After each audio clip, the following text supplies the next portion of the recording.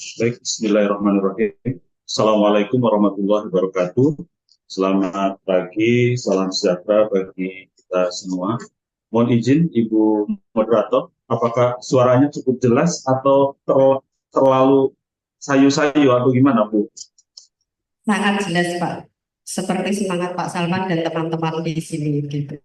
Jadi, monggo Alhamdulillah, kalau begitu. Pak Salman. Ya, Moderator, mohon izin. Kalau mendengar suaranya kayaknya tidak asing lagi nih, Bu Moderator. Apa pernah juga bertemu dalam kegiatan-kegiatan diskusi seperti ini di Jawa Tengah? Karena kebetulan Bapak Ibu, ketika kami dapat informasi hari ini ada kegiatan kemarin sore, sebenarnya kami sangat berniat, bukan berniat ya, sangat sangat ingin sekali untuk bisa hadir langsung karena saya kira kegiatan ini cukup strategis dan ini banyak ditunggu orang di daerah, terutama bagi Pemda-Pemda yang mungkin baru terinformasi sepotong-sepotong. Jadi hal seperti ini saya kira menjadi hal yang sangat positif untuk meluruskan beberapa informasi dan menuntaskan pemahaman kita terhadap apa yang sedang terjadi. Bapak Ibu yang saya hormati, tadi Pak Asisten banyak hal yang sudah disampaikan, termasuk teman-teman dari Biro Organisasi Provinsi Jawa Tengah, selaku panitia, saya juga mengaturkan terima kasih sudah mengundang kami di Direktorat Fasilitasi Kelembagaan dan Kepegawaian. Saya sudah mencatat beberapa hal sebelum nanti kami menyampaikan beberapa informasi seperti yang tadi disampaikan oleh Ibu Moderator. Kami memulai dengan mengomentari karena kami ingin sekali berkomentar tentang pilihan tempat karena sangat menarik. Saya kira tadi Pak Karo menyampaikan tempat ini luar biasa di rumah sakit kemarin. Kami waktu baca surat itu sempat agak kaget. Wah, kok luar biasa ini, pilihan tempatnya luar biasa.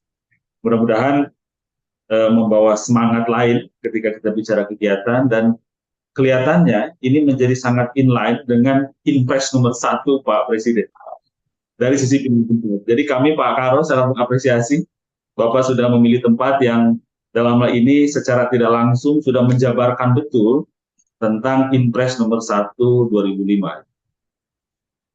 Yang kedua, kami juga tadi mencatat apa yang sudah disampaikan oleh Pak Asisten terkait dengan pokok bahasan kita pada kegiatan 2 hari ini. Karena kalau dilihat tanggal itu 2 hari. Mudah-mudahan betul dilaksanakan 2 hari. Karena Impres nomor 1, salah satunya adalah memastikan betul kegiatan-kegiatan kita di pemerintah itu ketika membuat penjadwalan betul-betul mengoptimalkan waktu yang ada. Jadi saya kira selamat melaksanakan kegiatan 2 hari sampai besok. Mudah-mudahan apa yang akan kita diskusikan bersama membawa dampak yang positif bagi jalannya tugas-tugas kita dan tentu jalannya pemerintahan dalam rangka melaksanakan pelayanan publik. Salah satu isu yang tadi disinggung, selain nanti bicara tentang bagaimana korelasi antara Impres 1, kemudian ada kebijakan untuk penyesuaian pelaksanaan tugas dan fungsi, apalagi tadi disebutkan ini pun kegiatan dalam rangka melaksanakan reformasi birokrasi. Dan kebetulan mungkin nanti ada teman-teman dari Menpan untuk menyampaikan terkait hal tersebut karena secara tugas, fungsi, dan kewenangan itu adanya di Menpan. Nah, kami di Direktorat Jenderal Otonomi Daerah dalam hal ini dalam Direktorat Fasilitasi Kelembagaan dan Kepegawaian tentu akan melihat perspektif isu strategis dari sisi kelembagaan.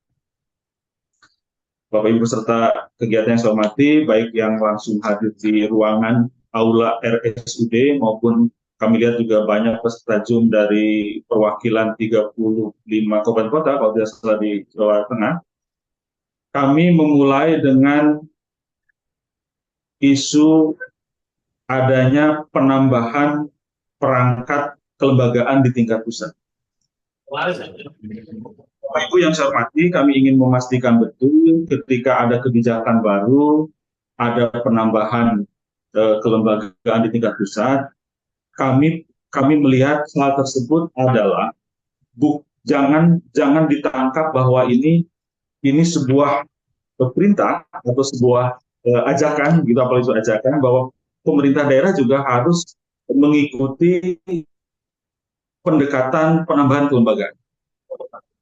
Kami ingin menyampaikan ketika Pak Presiden dengan Pak Wakil Presiden, kalau kita lihat di slide 1, silakan kalau mohon dibantu slide satunya.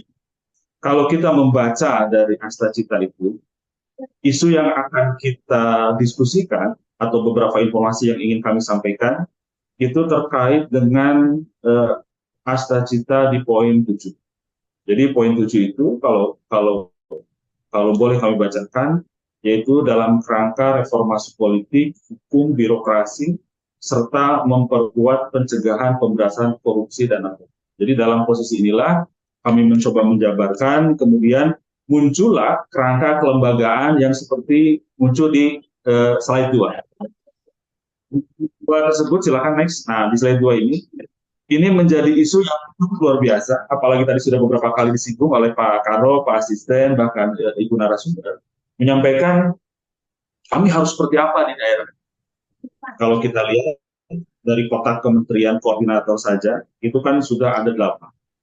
Tambah lagi ada beberapa kementerian yang memang dibentuk baru dalam kerangka penguatan, penajaman, pelaksanaan, pencapaian tujuan atas cita Pak Presiden dan Wakil Presiden.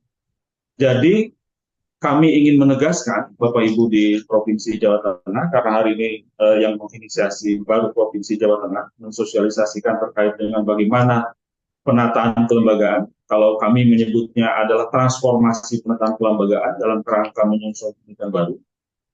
Jadi dengan adanya penambahan kelembagaan pada tingkat kementerian dan lembaga atau badan itu, semata-mata dalam kerangka untuk pencapaian tujuan visi misi Bapak Presiden, bukan dalam kerangka untuk penambahan struktur yang harus diikuti oleh teman-teman di daerah.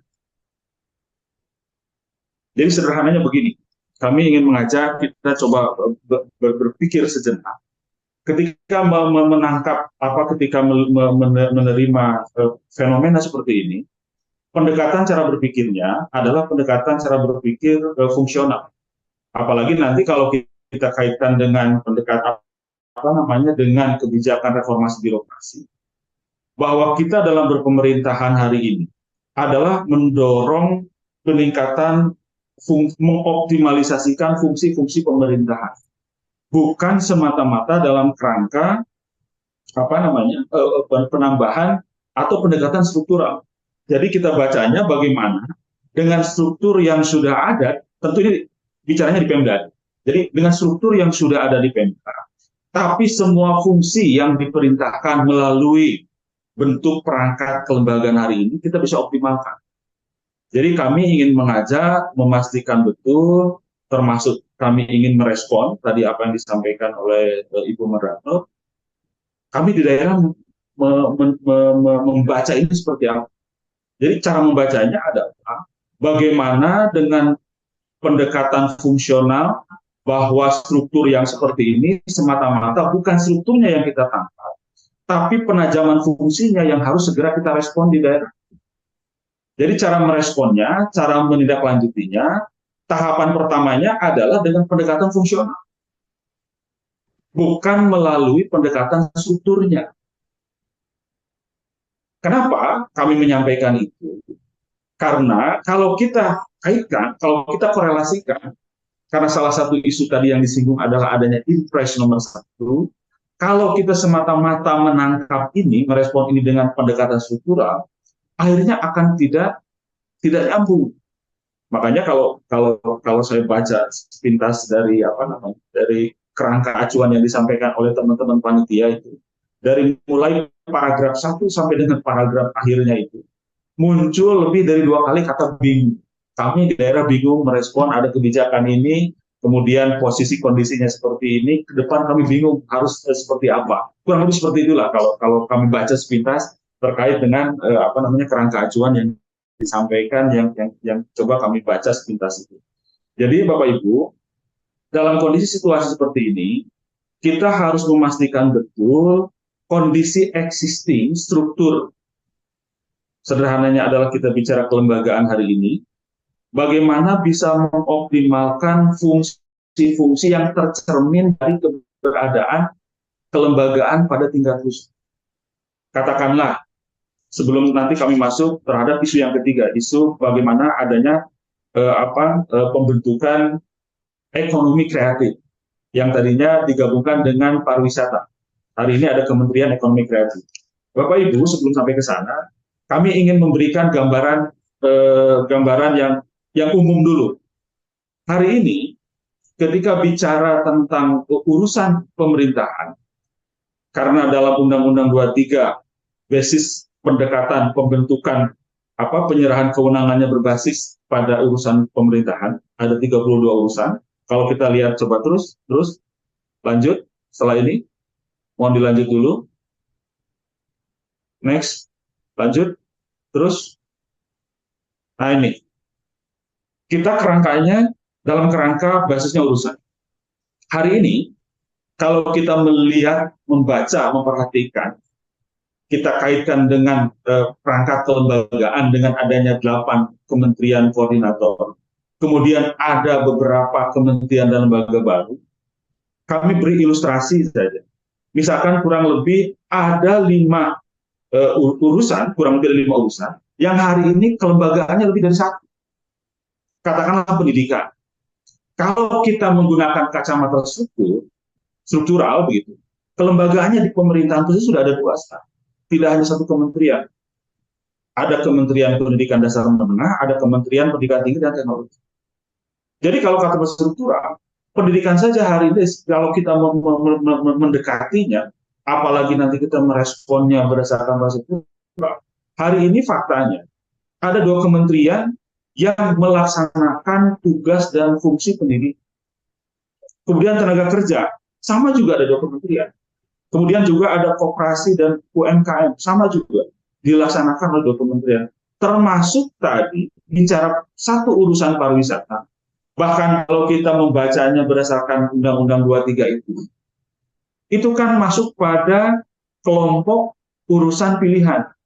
Ternyata hari ini, kelembagaan pada tingkat pusat, kementerian yang memiliki atau diberikan mandat oleh negara untuk melaksanakan urusan pemerintahan di tingkat pusat, itu sudah ada 2 kementerian, yaitu Kementerian Pariwisata dan Kementerian Ekonomi Kreatif atau Badan Ekonomi Kreatif.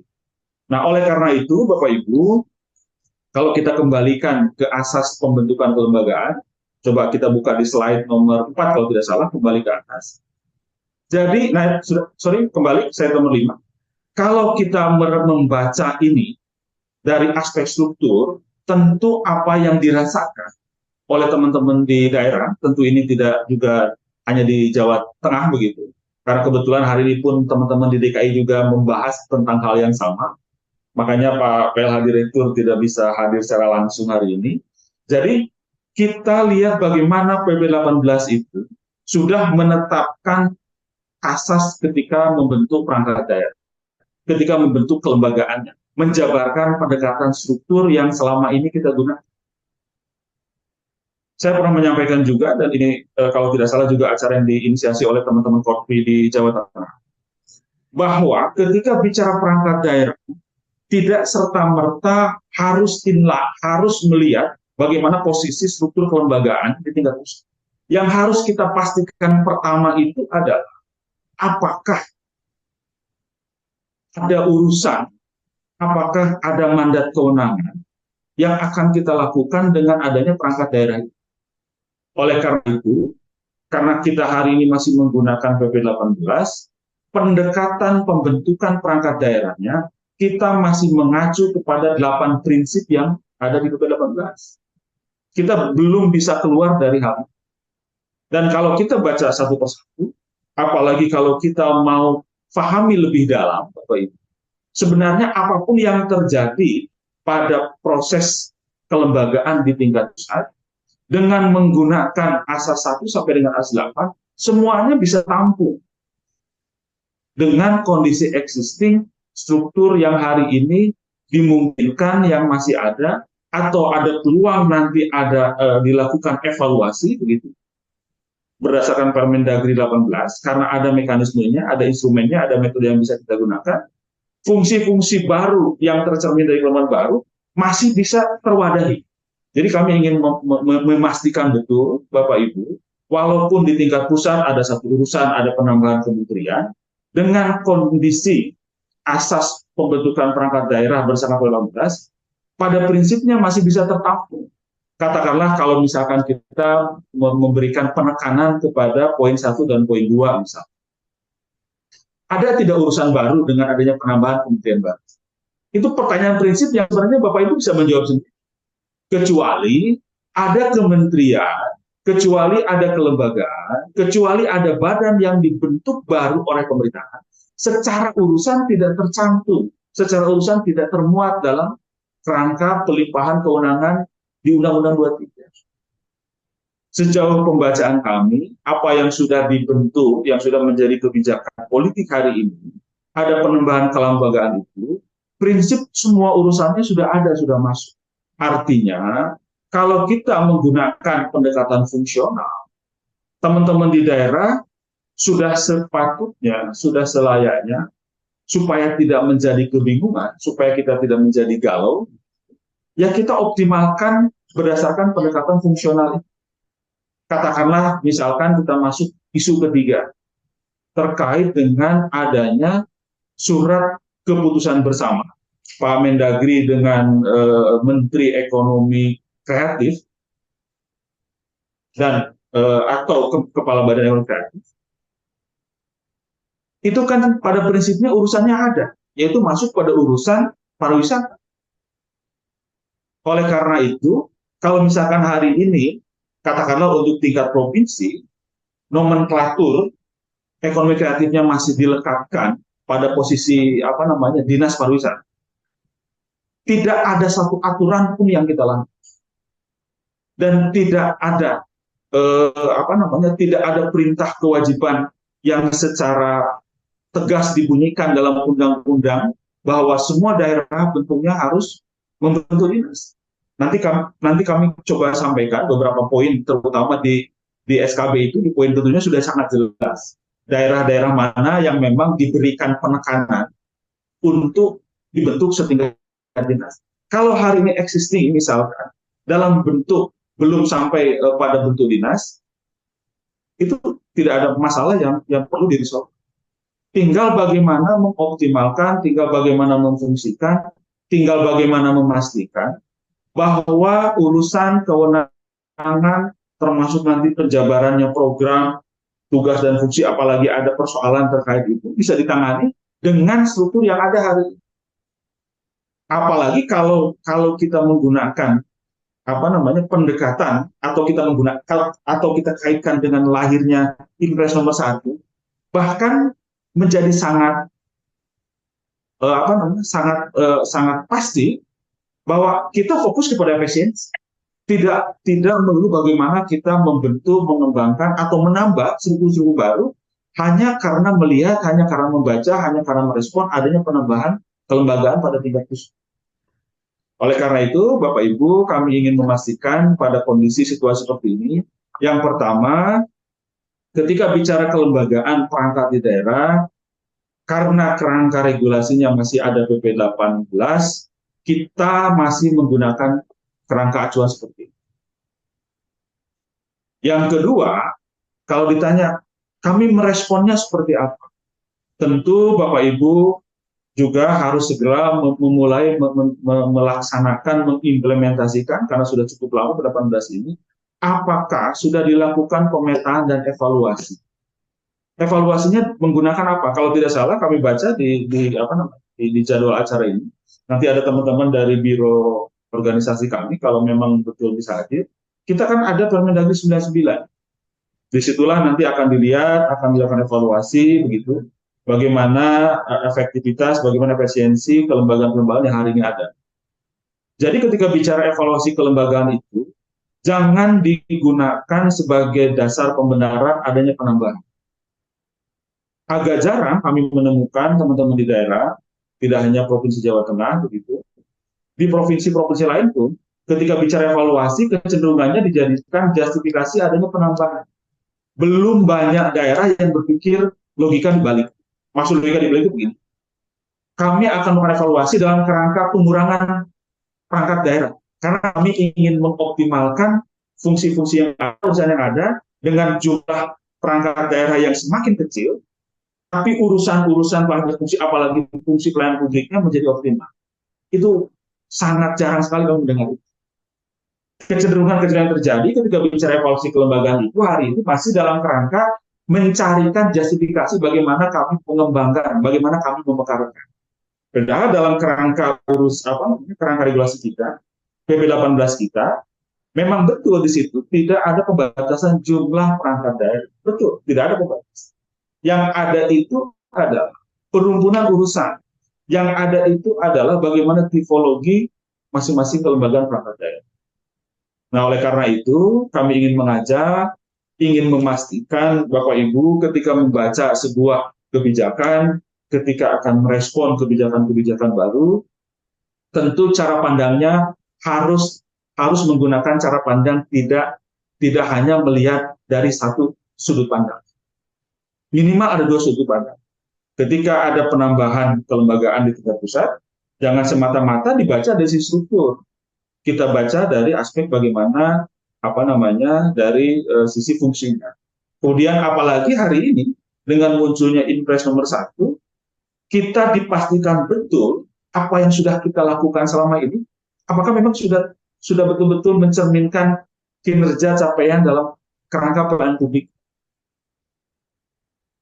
Katakanlah di Permendagri 99, kalau tidak salah di slide 15 itu, pembentukan kerangka pembentukan perangkat daerah, coba dilihat slide 15 kalau tidak salah, didorong supaya dipastikan betul kelembagaannya, perangkatnya dalam kerangka pencapaian tugas utama, bukan tugas pendukung.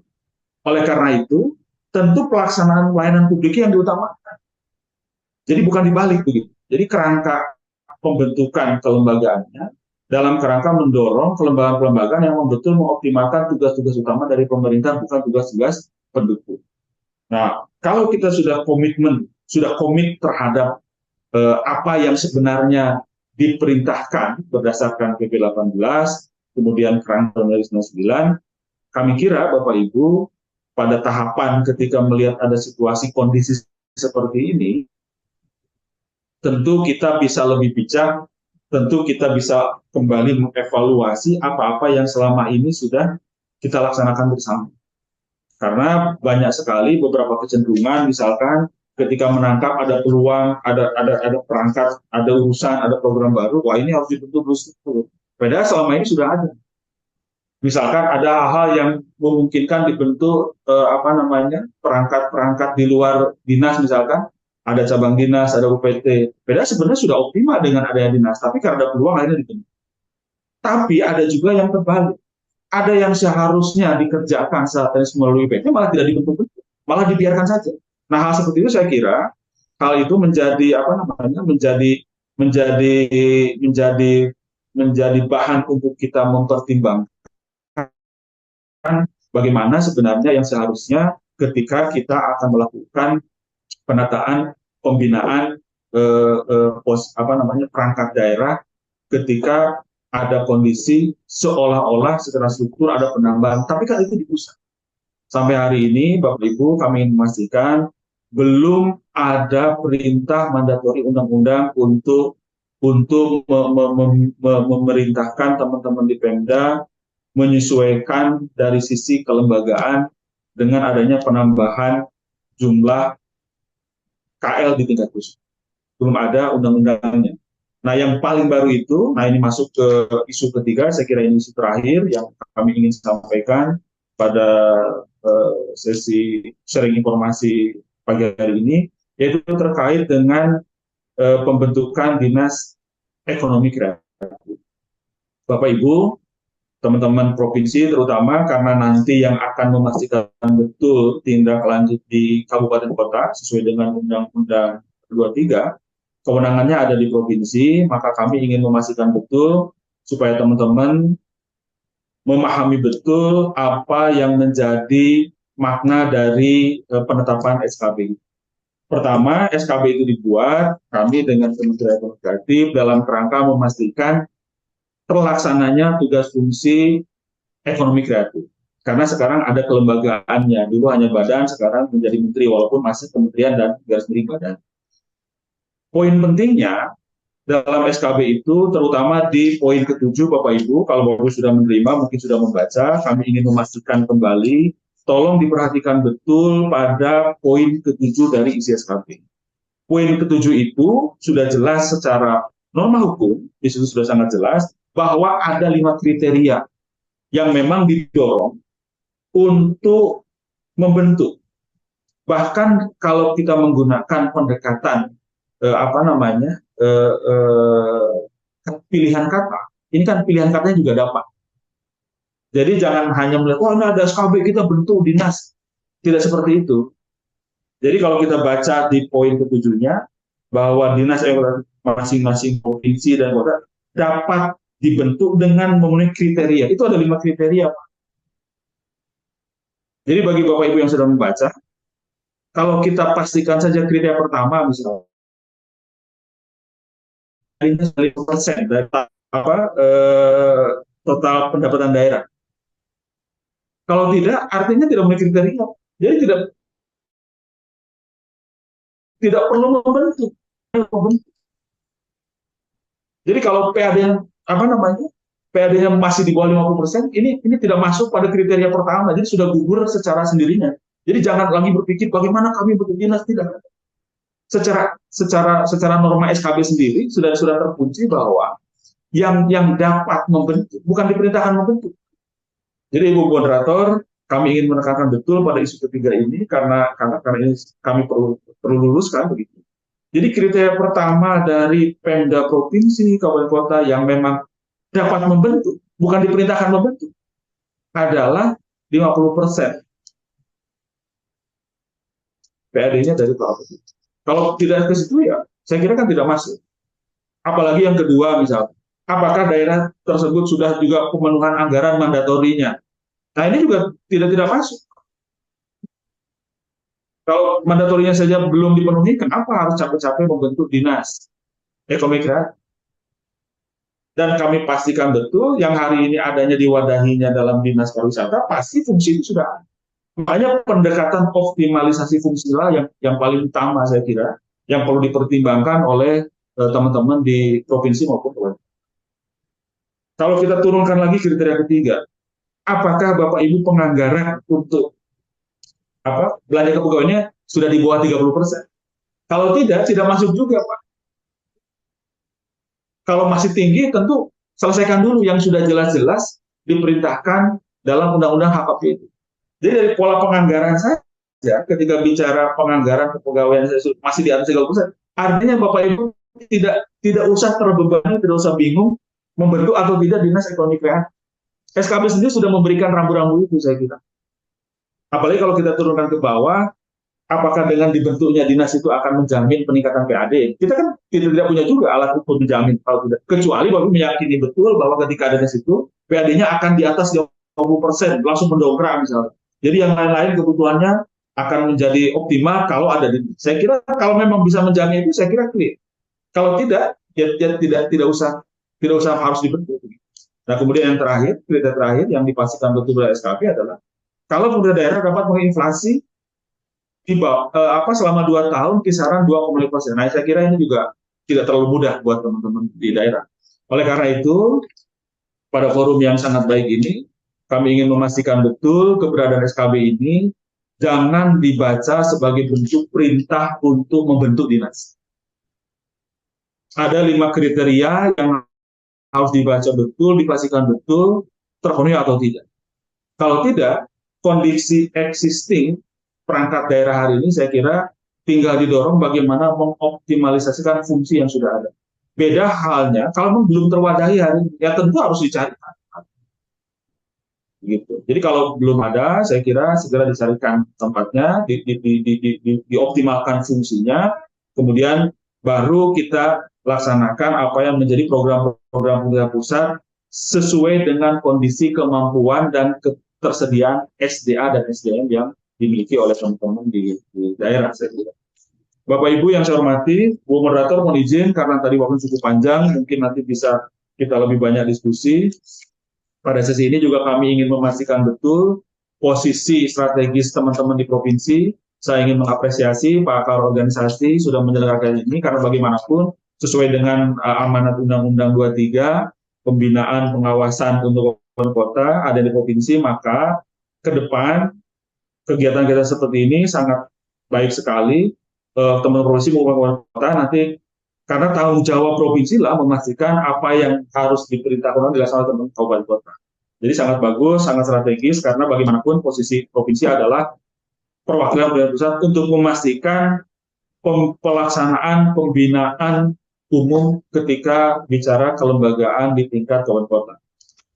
Kemudian juga kami ingin mengapresiasi juga yang kedua, tadi disebutkan bahwa hari ini tidak ada keseragaman dalam penyusunan kerangka regulasi Perda.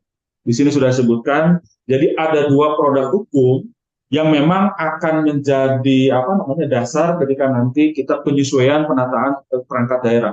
Kalau bicara strategi yang ditentukan oleh Perda, tapi bicara tugas fungsi cukup dengan peraturan Perda. Nah, dua produk hukum ini tentu ini tanggung jawab provinsi ketika teman-teman kabupaten kota yang menyusun. Tapi ketika provinsi yang menyusun, nah tentu kami yang akan melakukan pembinaannya secara langsung.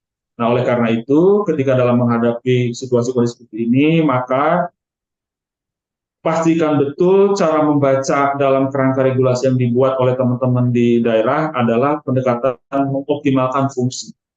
Tidak ada perintah regulasi untuk penambahan pembuatan struktur kelembagaan baru. Apalagi kalau dikembalikan dengan adanya Impres 1, saya kira sudah selesai semua.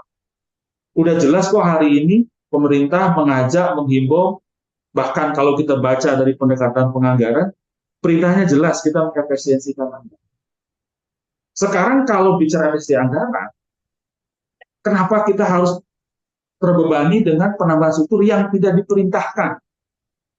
Yang ada itu adalah pilihan. Kalimat dalam tingkat SKB saja hanya memerintahkan dapat. Jadi tidak ada lagi yang harus menjadi beban Bapak Ibu ketika bicara penataan kelembagaan. Walaupun ada penambahan kelembagaan secara menteri, setingkat badan, tapi tidak menjadi dasar untuk memerintahkan atau menghimbau atau meminta apapun namanya bagi Pemda untuk membentuk. Yang dipastikan betul adalah bagaimana semua urusan yang sudah ada, yang sudah tergambar dalam Undang-Undang 23 bisa teroptimal, karena pada prinsipnya penambahan kelembagaan di tingkat provinsi semua dalam kerangka mengoptimalkan penajaman tugas fungsi yang sudah eksis hari ini. Jadi kelembagaan baru itu adalah memastikan supaya apa yang kita kerjakan hari ini berdasarkan Undang-Undang 23 dengan perangkat daerah yang mengacu kepada basisnya urusan yang urusan itu bisa lebih optimal. Bukan semata-mata kami harus menyiapkan perangkat daerah baru. Kami ingin mengajak Bapak Ibu, cara memahaminya tidak seperti itu. Jadi memastikan betul pemahamannya adalah bagaimana kita lebih mengoptimalkan. Karena pembentukan kelembagaan perangkat daerah itu basisnya adalah basis urusan, tidak berbasis bentuk kelembagaan kementerian tingkat pusat. Kelihatannya pemahaman ini yang perlu kita banyak diskusi ke depan ketika membaca ada situasi kondisi seperti ini. Karena kalau bisa dibalik misalnya, hari ini semua diciutkan, katakanlah satu urusan atau 3 urusan satu kementerian. Apakah Bapak Ibu juga akan memperkecil dinas? Kan boleh nggak tidak mengikuti? Ya boleh. Karena kerangka kita tetap terkunci dalam Undang-Undang 23 nomor 18. Jadi kalau kondisi situasi dibalik misalkan, katakanlah kita bicara proyeksi ke depan, katakanlah 5 tahun ke depan. Ternyata ada kebijakan baru. Yang hari ini satu urusan 2 kementerian. Bagaimana kalau nanti ke depan, 5 tahun ke depan misalkan, ada kebijakan baru dibalik. Ada 5 urusan yang dilakukan satu kementerian, kan mungkin saja. Karena dalam PP 18 kan di situ jelas kalau bicara perhimpunan misalnya. Pemuda dan olahraga atau ada perhimpunan itu yang dekat hanya satu kementerian, seperti PUPR misalnya. Ada 3 urusan satu kementerian, apakah Bapak Ibu nanti harus mengikuti lagi? Kan akan sangat tidak pas ketika kita pendekatannya melihat struktur pemerintahan. Yang harus kita lihat itu adalah basis urusan yang hari ini sudah jelas-jelas diperintahkan oleh undang-undang. Apakah sudah terwadahi? Apakah sudah optimal dilaksanakan? Apakah sudah berdampak kepada peningkatan pelayanan publik? Apakah sudah berdampak kepada peningkatan kesejahteraan? Kalau itu saja belum, kenapa kita tidak fokus ke sana? Apalagi ada impres nomor 1. Harusnya isu kedua inilah yang disiapkan, direspon secara matang betul, atau bahkan dijadikan dasar bagaimana kita mengoptimalkan fungsi yang ada. Ketika bicara evaluasi kelembagaan, kenapa Impres 1 tidak digunakan untuk mengevaluasi kelembagaan yang hari ini saya tidak tahu. Di Provinsi Jawa Tengah ada berapa dinas misalnya. Berdasarkan Impres nomor 1, karena ada efisiensi, kami akan mengevaluasi kelembagaan tingkat provinsi yang hari ini 40 menjadi 20. Saya kira malah itu lebih produktif. Memastikan betul yang penting fungsinya, urusannya, pelayanan publiknya, dan dampak kesejahteraan akan tercapai. Dan ini momentum yang pas saya kira kalau kita bicara evaluasi kelembagaan dalam kerangka mengefisiensikan apa yang existing hari ini, apa yang menjadi persoalan selama ini, tentu bisa lebih produktif, tentu bisa lebih positif, dan tentu kita bisa lebih tantang untuk memperbaiki situasi kondisi yang memang sudah seperti ini. Bapak Ibu yang saya hormati, kami juga ada pesanan dari Pak PLH Direktur, karena ini juga disampaikan oleh Pak Wamen waktu beberapa kali memberikan pengarahan di tingkat daerah.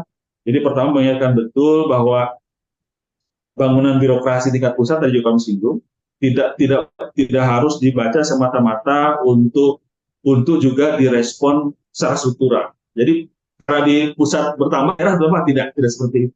Cara membacanya tidak seperti itu. Kami kenapa menyebut cara membaca? Karena tidak ada perintah undang-undang. Ada nggak undang-undang? Kalau daerah segera bentuk menyesuaikan, tidak ada. Yang ada itu optimalkan tugas fungsi kita, pelaksanaan pelayanan publiknya, efisiensikan pelaksanaan penggunaan anggaran. Saya kira clear dari situ. Kedua juga kami ingin sampaikan keberadaan penambahan jumlah KL itu jangan juga diartikan bahwa Bapak Ibu harus langsung merespon dengan cara Pak kami akan evaluasi menyesuaikan karena pendekatannya tidak seperti itu. Jadi poin 1 dan poin 2 sebenarnya sangat sudah jelas bahwa penambahan kelembagaan itu tidak dibaca dari pendekatan struktur tapi mengoptimalkan fungsi. Apalagi beda antara bangunan pusat dengan bangunan daerah karena pendekatannya juga berbeda. Yang ketiga juga ini momentum pas. Nah, ini teman-teman di Menpan RB ketika dalam situasi seperti ini mengoptimalkan, mendorong betul pendekatan memanfaatkan digitalisasi dalam kerangka pelaksanaan tugas fungsi kita. Makanya yang biasanya kita ada kunjungan langsung begitu, ada perjanjian dan lain-lain kan kita bisa optimalkan seperti ini melalui Zoom, melalui apa. Nah, saya kira momentumnya pas. Dan ini menjadi arahan betul Pak Kementerian Dalam Negeri atau di Pemda, ini momentum betul untuk mengoptimalkan itu. Jadi akhirnya ya sudah tidak harus lagi gara-gara kemarin karena COVID kita semua pakai Zoom. Hari ini kalau memang lebih efisien, lebih efektif dan lebih tercapai apa yang kita diskusikan, kita solusikan, saya kira menjadi momentum yang pas untuk mengoptimalkan. Kemudian juga mengingatkan kembali terkait dengan persoalan penganggaran, walaupun ini sebenarnya dari teman-teman di Bina Keuangan Daerah, tapi mengingatkan karena yang terkait itu, apalagi salah satu kriteria daerah yang dapat membentuk dinas administratif adalah dipatuhinya 30% untuk penganggaran kepegawaian. Dan ini menjadi himbauan kami juga disampaikan pengaruh besar terhadap proses-proses penganggaran, kemudian juga bagaimana konsekuensinya kalau tidak dipenuhinya 30% pembiayaan, 30% pembiayaan untuk di bawah 30% pembiayaan untuk pegawai. Kemudian dalam kerangka efisiensi juga kami mengingatkan betul Impres nomor 1 harusnya jadikan dasar kita melakukan introspeksi ke dalam. Tidak hanya dari sisi kinerja, tidak hanya dari sisi bagaimana kita sebagai aparatur negara, tapi juga dari sisi penataan kelembagaan. Saya ingin mengajak Pak Karo, Impres nomor 1 2005 jangan hanya dibaca efisiensi penggunaan anggaran, tapi baca juga, tapi dekati juga dalam kerangka mengevaluasi keberadaan kelembagaan kita. Jangan-jangan sudah tidak efisien, Pak. Jangan-jangan sudah terlalu gemuk, jangan sudah terlalu banyak. Padahal sudah tidak diperlukan, padahal sudah tidak berkinerja. Saya kira juga menjadi clear, pastikan betul berdasarkan Impres nomor 1 itu juga berdampak positif dalam kerangka melaksanakan evaluasi kelembagaan. Nah, tentu kalau provinsi sudah bisa memahami pada kondisi itu, tinggal bagaimana mengajak kabupaten kota juga mengikuti hal yang sama. Jangan-jangan ada dinas-dinas yang selama ini sudah tidak produktif, sudah tidak efisien, apalagi sudah tidak terdukung oleh anggaran. Saya kira juga menjadi sangat clear Bapak Ibu. Terus di posisi terakhir, slide terakhir saja. Kemudian yang terakhir kami sampaikan bahwa mengingatkan kembali karena kemarin sudah ada himbauan juga, bahkan sudah ada pertemuan Kepala BKN dan Pak Menteri, kemudian terakhir slide terakhir Bapak Ibu, mengingatkan kembali bahwa 2024 kemarin sudah jelas bahwa ada larangan untuk pengangkatan pegawai non ASN dan harus segera menyelesaikan, bahkan sudah diperpanjang beberapa kali untuk persoalan kebijakan ini terkait sekali dengan apa yang menjadi concern kewajiban kami di di ODA untuk mengingatkan bahwa berdasarkan Undang-Undang 20 pasal 66 jelas Pemda harus menyelesaikan persoalan pegawai non ASN. Demikian, Bu Moderator, Bapak Ibu, mohon maaf kalau ada hal yang kurang berkenan. Pada prinsipnya kami sangat mengapresiasi kegiatan sosialisasi ini. Kemudian juga kami memastikan 3 isu tadi sebenarnya bukan isunya yang harus kita perbesar, tapi cara kita memahaminya dengan memperbaiki sudut pandangnya saja. Kemudian merespon terhadap isu itu secara proporsional dan tentu berakhirnya tingkat kebijakan kita lah bagaimana kita bisa mengimplementasikan itu di tingkat daerah. Karena Undang-Undang 23 sudah jelas kewenangannya ada di Bapak Ibu, di daerah, tersebut kota, kami sebagai pembina pengawas umum, dan ketika ada perintah, ada larangan, tentu kami menegakkan ketentuan itu kalau ada yang dilanggar. Kemudian juga kami ingin memastikan betul dengan adanya Inpres nomor 1 bahwa pendekatannya adalah pendekatan efisiensi anggaran, tapi juga akan berdampak dan harusnya dimanfaatkan secara positif dalam kerangka evaluasi kelembagaan. Kemudian yang paling akhir, karena isu yang cukup ramai, termasuk tidak hanya di Jawa Tengah, hari juga dibahas di tempat provinsi lain, terkait dengan adanya keputusan bersama antara Mendagri dan Kooperatif.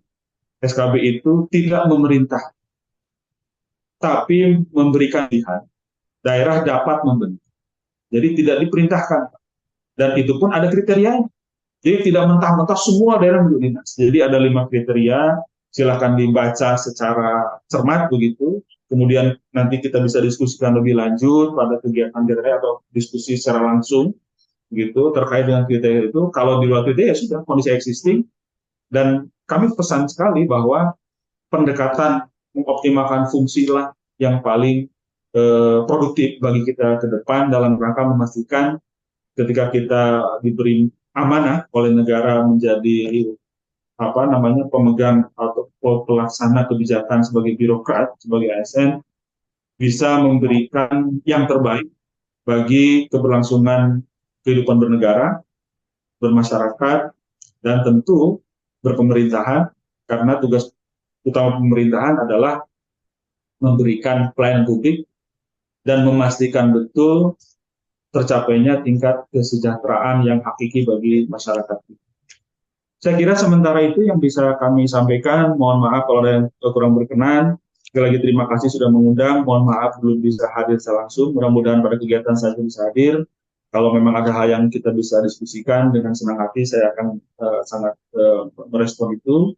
Dan tentu nanti kalau ada hal yang tidak sesuai, mohon nanti dibantu oleh teman-teman lain bisa meluruskan kalau memang ada juga yang hadir dari Menteri dari Menpan, karena ada sisi kewenangan juga banyak juga di Menpan terkait dengan kelembagaan.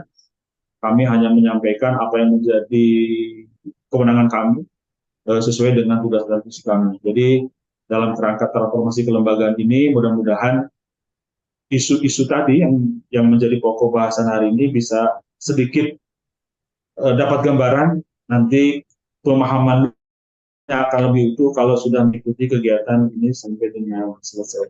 Saya kira itu. Terima kasih. Saya tutup. Assalamualaikum warahmatullahi wabarakatuh. Kita berikan aplaus untuk narasumber kita ya Bapak Salman Farisi. Ya, terima kasih Pak Salman atas informasi dan pencerahannya tentunya. Paling tidak kami di daerah ini sudah eh, mempunyai gambaran langkah apa kira-kira yang akan kita lakukan dalam mensikapi kebijakan-kebijakan dari pusat.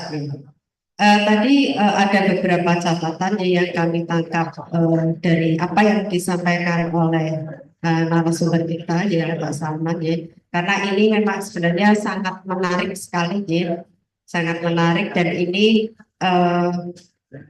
bisa menjawab sedikit kegalauan kami di daerah gitu. Dan saya yakin eh, ini tidak hanya kita rasakan di Jawa Tengah saja, Pak Salman, tapi mungkin di apa namanya pemerintah provinsi atau kabupaten kota yang pun eh, mengalami kegalauan yang sama.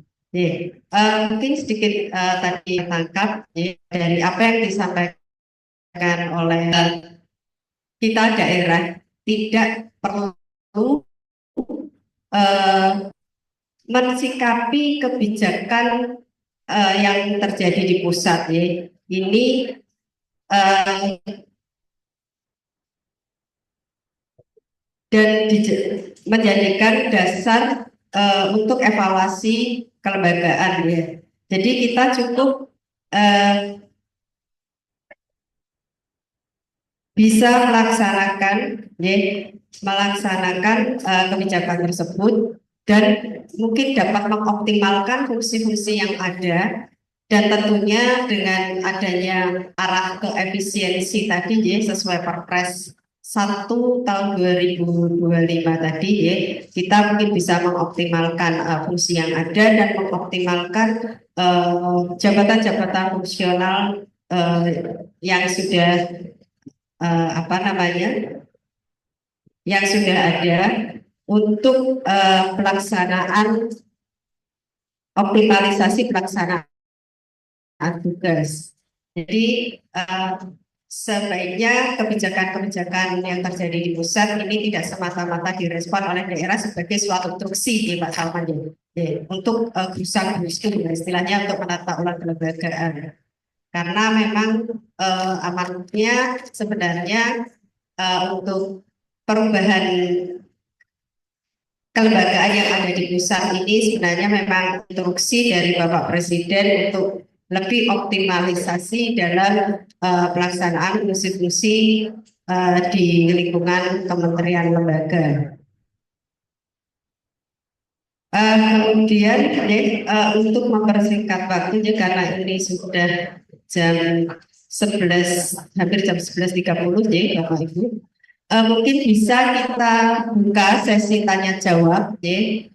Mungkin untuk sesi pertama kita buka dua orang dulu deh.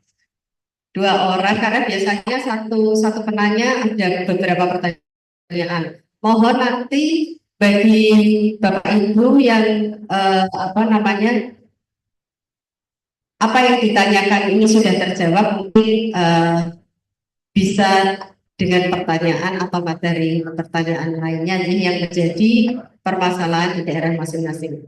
Untuk kesempatan pertama, monggo ini kami dari sebelah kanan, Ibu siapa Bu? Titi. Ibu Titi dari Pemalang. Dari Pemalang. Oke, monggo Bu. Assalamualaikum warahmatullahi wabarakatuh. Mohon izin Pak Kepala Biro. Perkenalkan, saya Titi Widyastuti, Kepala Bagian Organisasi Setda Kabupaten Pemalang. Ada 4 pertanyaan yang ingin kami ajukan. Mohon izin Pak Alfarisi, kalau tadi bicaranya pembentukan dinas baru, kami mohon izin saya secara pribadi sudah dipanggil 2 kali oleh Bupati terpilih dan perintah yang saat ini harus kami tidak lanjuti adalah perantingan. Dan kondisi existing saat ini ada 27 perangkat daerah, 18 dinas daerah, 6 badan, 3 setda, Satuan dan Inspektorat. Saat ini kami diberi tugas untuk merampingkan 8 diantaranya dari badan dan dinas tersebut. 8 menjadi 4 dinas dan badan. Pertanyaan yang pertama terkait dengan hal itu, yang pertama, karena posisi saat ini yang kosong hanya 2 Ibu, jadi kami merampingkan 8 menjadi 4, ada 2 pejabat eselon 2 yang saat ini nanti ke depannya ketika SOTK yang baru diberlakukan tidak memperoleh 4. Artinya 2 orang ini belum tahu nasibnya kemana. Yang pertama, apakah diperbolehkan dialihkan ke eselon di bawahnya atau ke pejabat fungsional madya atau utama untuk di tingkat kabupaten dengan memperoleh take home pay yang sama dalam jabatan eselon 2. Kemudian yang kedua, kepala daerah yang juga menghendaki adanya perwakilan di ibu kota, jadi akan menunjuk pejabat dan staf yang akan ditempatkan di Jakarta. Kalau melihat dari PP 18 yang boleh membuka kantor perwakilan hanya di provinsi, apakah boleh di tingkat kabupaten kota itu nanti juga melakukan hal yang sama, walaupun mungkin secara eselonisasi atau secara struktur tidak dibentuk struktur tersendiri. Itu yang kedua. Kemudian pertanyaan yang berikutnya, kalau beberapa waktu yang lalu ada statement dari Ibu Menpan terkait dengan pelarangan pengangkatan staf khusus, staf ahli ataupun istilahnya apapun, apakah regulasi itu sudah ada? Karena kebetulan kepala daerah terpilih di tempat kami kelihatannya akan melakukan hal itu. Jadi kami saat ini belum bisa memberikan masukan terkait hal itu karena memang secara regulasi kami belum memperoleh informasi yang lebih jelas. Kemudian yang berikutnya, yang terakhir pertanyaan keempat, Pak Mendagri beberapa waktu yang lalu sudah menyampaikan bahwa bupati terpilih bisa melantik tanpa menunggu waktu 6 bulan sebagaimana ketentuan yang sudah ada. Apakah itu juga sudah ada aturannya? Karena kelihatannya juga akan dilakukan hal yang sama terkait dengan pasca pelantikan melakukan penggantian pejabat yang menurut beliau mungkin belum sesuai. Itu Ibu Moderator, 4 pertanyaan yang dari kami. Terima kasih. Bila topik hidayah. Wassalamualaikum warahmatullahi wabarakatuh. Waalaikumsalam warahmatullahi wabarakatuh. Monggo untuk penanya kedua Pak Teguh, mungkin bisa dikasih jumlah pertanyaannya Pak. Siap. Terima kasih. Assalamualaikum warahmatullahi wabarakatuh. Yang saya hormati Pak Kepala Biro dan jajarannya serta narasumber Pak Salman Al-Farisi. Pertemuan kita tertunda secara offline. Pak Salman, ternyata hari ini kita bisa online. Ada, kalau tadi Bu Titi 4, saya cukup 3. Yang pertama yang dinanti-nanti oleh pemerintah daerah, kapan PP 18 2016 dilaksanakan perubahan, terutama pada variabel teknis sebagai penghitung scoring pemetaan urusan. Seperti kita yang ada di daerah, tempat kami contoh, Dinas Kesehatan tipenya masih B, berdasarkan PP 18. Tetapi teman-teman yang ada di Dinas Kesehatan minta dengan beban kerja yang cukup berat, minta untuk dirubah tipologinya menjadi tipe A. Kami tidak bisa melangkah karena PP 18 2016 masih berlaku sampai saat ini dengan ketentuan yang belum berubah. Selain itu, dalam rangka untuk peningkatan pendapatan asli daerah, juga sebenarnya ada permintaan supaya ada pembentukan dinas pendapatan daerah yang saat ini masih bergabung dengan Badan Pengelolaan Keuangan BPKAD kalau di tempat kami. Dengan dasar PP 18 kami pun tidak bisa merubah perangkat daerah yang ada. Kalau eranya atau cita-citanya untuk peningkatan pendapatan asli daerah, harusnya itu bisa terlaksana. Tetapi kami masih berpedoman pada PP 18 sehingga sulit untuk bisa direalisasikan. Termasuk untuk tindak lanjut tadi SKB Kemenekraf dengan Kemendagri. Untuk urusan pariwisata pun kami tidak bisa menghitung untuk menambah unit kerja. Kalau perangkat daerah kelihatannya sulit sekali.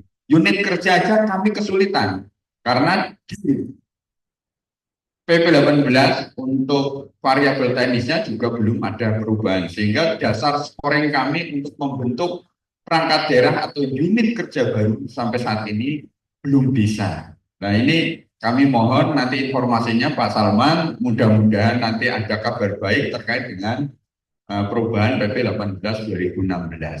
Itu pertanyaan pertama. Yang kedua, dengan memperhatikan tadi sudah disampaikan oleh Pak Salman, poin 7 di SKB, dari A sampai dengan F, kami cermati, saya kemarin diskusi dengan teman-teman pariwisata di Kabupaten Kudus, kelihatannya sulit sekali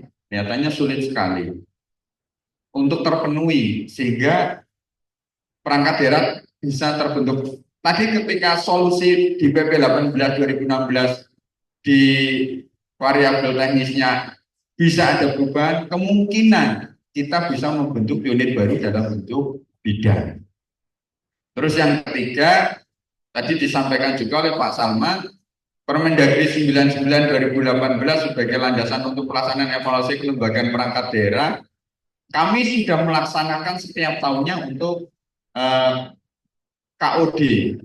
Tetapi yang perlu kami tanyakan, selama ini kita melaksanakan evaluasi untuk Permendagri 99 2018, hasil yang kita dapatkan bahwa perangkat daerah kita sudah dalam kategori tinggi. Artinya kondisi yang ada saat ini sudah ideal secara penilaian. Tapi secara kelembagaan, kaitannya dengan PP 18, kita sebenarnya belum ideal.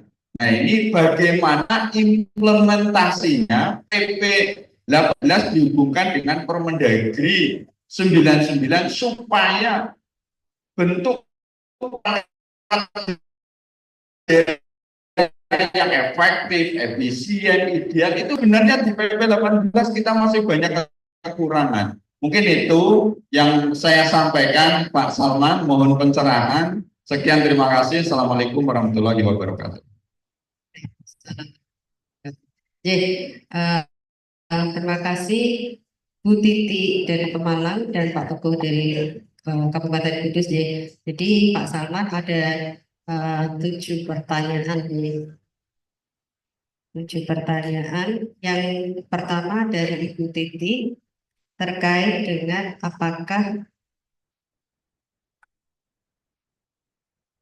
dari Pemalang ini diberikan tugas untuk melakukan perampingan organisasi dalam PD luar biasa gitu.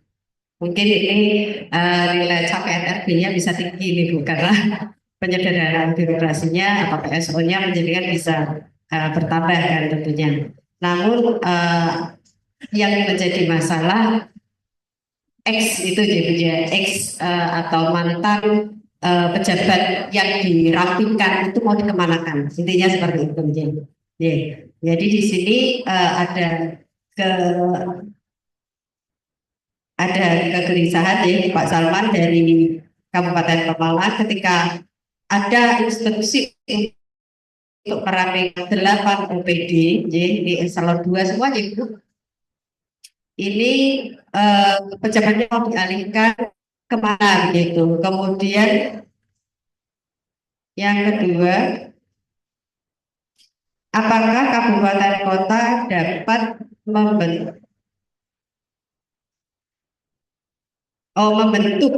membentuk kantor perwakilan yang ada di pusat sebagaimana badan penghubung yang ada di tingkat provinsi gitu. Kemudian pertanyaan juga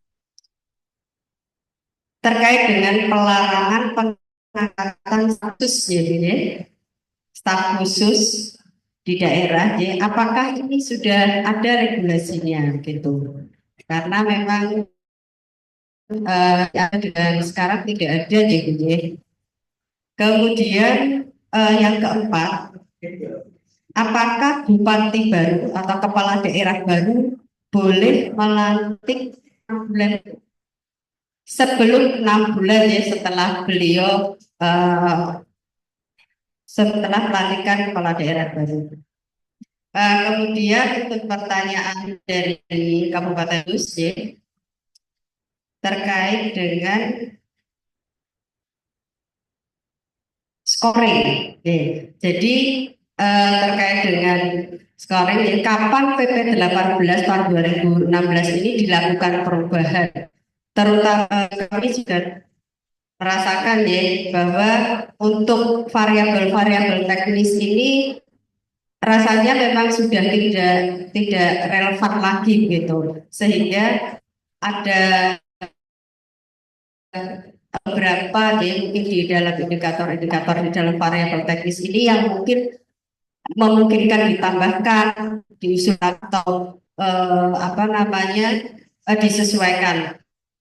Beberapa variabel teknis di beberapa perangkat daerah ini juga saling simpang siur gitu. Ya, jadi ada yang misalkan urusan PU ini ada yang di Bina Marga tapi juga masuk di Prakim, kemudian yang di Prakim juga masuk di Pusda Taruh dan sebagainya seperti itu Pak Salman. Kemudian terkait dengan menyikapi SKB dari Kementerian Parekraf ya, ini memang terjadi kontradiktif ya Pak Teguh ya dengan PP 18 gitu. Kemudian ini daerah sulit sekali kalau memang itu mau dibentuk menjadi OPD gitu, satu OPD. Kemudian terkait dengan pelaksanaan evaluasi perangkat daerah, ya, ini berdasarkan Permendagri 99 tahun 2019,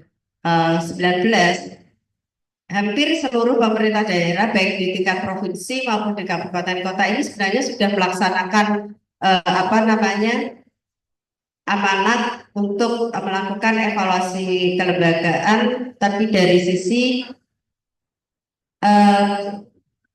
penilaian atau pengukuran tingkat kematangan organisasi perangkat daerah gitu.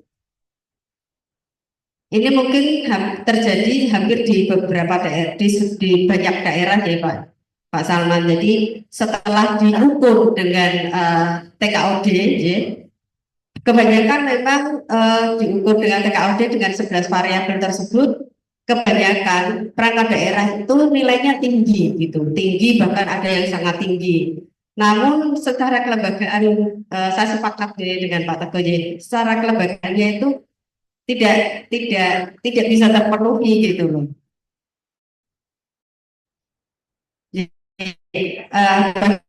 Bagaimana PP 18 dengan Permendagri 99. Mungkin 7 pertanyaan tersebut Pak Salman, mohon pencerahannya. Baik, terima kasih Bu, luar biasa sekali. Saya pikir responnya jauh lebih hebat dari apa yang kami perkirakan di awal. Bu Titi dan Pak siapa dari Kudus, saya kira luar biasa apa yang ditanyakan itu. Yang pertama tentu kami ingin merespon secara umum terlebih dahulu, terutama terkait dengan apa namanya akan ada perampingan. Nah sebenarnya informasi ini kami belum. Jadi terima kasih teman-teman di Pemalang untuk mulai berani membuat terobosan melakukan evaluasi dengan akan mengurangi struktur kelembagaan. Nah, dengan persoalan kepegawaiannya, nah ini kan salah satu implikasi harus kita carikan solusi terbaik. Ada 2 prinsip yang harus dipegang betul oleh teman-teman di daerah ketika akan melakukan perampingan kelembagaan. Prinsip pertama adalah tidak boleh ada pejabat, pegawai atau siapapun yang dirugikan setelah dilakukan perampingan. Itu prinsip sekali. Jadi kalau dilakukan perampingan, tapi merugikan orang, merugikan pejabat, merugikan pegawai, begitu, tentu itu perampingan yang menurut apa namanya, menurut makna dari kebijakan yang dibuat tetap ada yang perlu diluruskan. Jadi tidak boleh merugikan. Yang kedua, perampingan juga jangan berakibat kepada penurunannya kualitas kinerja. Jadi jangan hilang dari apa yang menjadi kewajiban kita atau jadi menghilangkan urusan yang kita lakukan. Nah, kelihatannya yang menjadi persoalan hari ini ada orang yang nanti kehilangan jabatan dan belum ada tempat. Nah, solusinya adalah tentu yang kami anjurkan, yang kami sarankan adalah pejabat-pejabat tersebut sebisa mungkin jangan dirugikan. Oleh karena itu, solusi yang paling tepat tentu jangan ada penurunan, jangan ada istilah demosi atau apapun yang merugikan yang bersangkutan. Karena prinsip undang-undang ASN, tapi manajemen ASN yang sekarang juga lagi dirumuskan seperti itu. Ketika bicara tentang evaluasi, apalagi perampingan kelembagaan, tentu solusinya yang paling tepat solusikan ke jabatan fungsional yang minimal setara, kalau bisa menjadi naik secara jabatan fungsional dan tentu tidak mengurangi, itu yang paling penting. Jadi solusinya itu ya Bu. Pertama, jadi tidak boleh ada penurunan jabatan, kemudian optimalkan peluang disetarakan jabatan fungsional lebih tinggi dan tidak mengurangi pendapatan. Itu yang pertama. Yang kedua terkait dengan boleh tidak pembentukan kantor perwakilan. Ketika PP 18 hanya membuka ruang pada tingkat provinsi, saya kira sudah clear itu. Ini bicara aturan ya, bukan kebijakan. Secara aturan tidak ada ruang itu. Oleh karena itu sampai hari ini mau tidak mau kita harus taat pada ketentuan PP 18. Jadi belum ada ruang buat teman-teman untuk untuk membuka kantor perwakilan. Oleh karena itu nanti kita perlu diskusi mengoptimalkan kantor perwakilan atau dengan kantor penghubung tingkat provinsi yang sekarang existing. Apakah dibuka ruang di bawah itu, di dalam itu, yang jelas PP 18 itu. Jadi ini bicara regulasi. Jadi secara regulasinya tidak ada ruang, tidak ada tidak dimungkinkan, tidak punya dasar hukum yang bisa kita gunakan untuk ketika membuka kantor itu. Kemudian yang ketiga terkait dengan persoalan staf khusus. Beberapa hari yang lalu kami sempat ditelepon oleh teman-teman kepala biro BKN menanyakan ada tidak peraturan Mendagri yang dijadikan dasar rujukan diangkatnya staf khusus oleh Pemda. Akhirnya kami diskusi cukup lama, kami juga mencari tahu kepada teman-teman di biro hukum kami sendiri, kemudian kami tanya tim yang selama ini menangani terkait dengan persoalan tersebut. Ternyata sampai dengan detik ini, sampai dengan saya berbicara hari ini, itu belum ditemukan kerangka regulasi dari Kemendagri. Memang belum ada kelihatan. Jadi sementara kami pastikan belum ada kerangka regulasi. Jadi belum ada pengaturan pengangkatan terkait dengan staf khusus bagi kepala daerah. Oleh karena itu, sama seperti yang poin 2, Bu, ketika kita bicara aturan, prinsip kita harus patuh dan taat pada aturan. Selama tidak ada kerangka dasar regulasi, tentu kita tidak boleh macam-macam di situ. Karena ini menjadi pintu masuk, menjadi peluang bagi persoalan lanjutannya. Apalagi persoalan penataan ASN. Ini merembet kemana-mana. Oleh karena itu, untuk sementara ini, Bapak Ibu, terkait dengan pengangkatan staf khusus bagi kepala daerah, apalagi besok setelah dilantik, setelah 20 ada pelantikan baru, mohon disampaikan. Belum ditemukan kerangka regulasinya dari sisi kami ya Bu, di Kementerian Agama. Tapi kami juga ingin mengajak Bapak Ibu solusi terbaiknya. Karena berdasarkan Undang-Undang ASN, bicara tentang pembinaan kepegawaian, mulai dari pengangkatan, kemudian pembinaan lain-lain sampai dengan pemberhentiannya itu, undang-undangnya di situ menyebutkan adanya di Menpan dan BKN. Oleh karena itu, tentu nanti ini kita harus bahas bersama lagi. Bahkan kalau tidak salah, Pak Kepala BKN sudah menyampaikan bahwa memang tidak ada kerangka dasar. Bahkan kalau tidak salah, saya mau izin nanti dikoreksi dan izin kalau kurang pas, bahkan beliau pernah menyampaikan itu kan dilarang, mulai ada pelarangan begitu. Cuman kami belum menemukan, belum ditembuskan terkait dengan surat dan lain-lainnya. Yang jelas, dari kalau pertanyaan kerangka regulasinya memang belum ditemukan kerangka regulasi.